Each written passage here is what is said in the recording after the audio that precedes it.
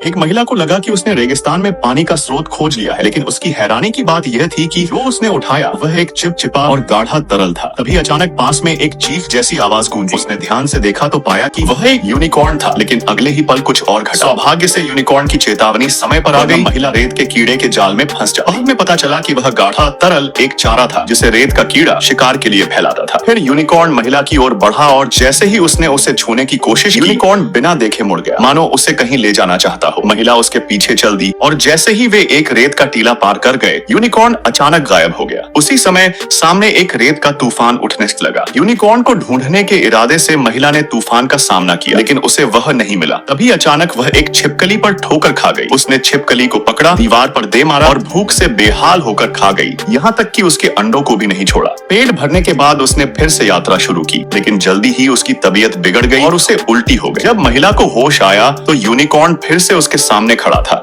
फिर वह एक दिशा में दौड़ पड़ा और महिला समझ गई कि यूनिकॉर्न उसे रेगिस्तान से बाहर ले जा रहा है। उसने बिना सोचे उसके पीछे चलना शुरू कर दिया। अचानक यूनिकॉर्न रुक गया, जैसे उसने कुछ खतरा महसूस किया हो। महिला घुटनों के बल बैठ गई और जमीन में चाकू घोंप दिया। तभी वहां से पानी का झरना फूट पड़ा। महिला ने प्यास बुझाई और यूनिकॉर्न को भी पानी पिलाया। वे आगे बढ़ते रहे और जब एक सुनसान इलाके में पहुंचे तो महिला को एक अजीब सा डर महसूस हुआ। अगले ही पल जमीन से एक विशाल और डरावना बिच्छू राक्षस निकल आया।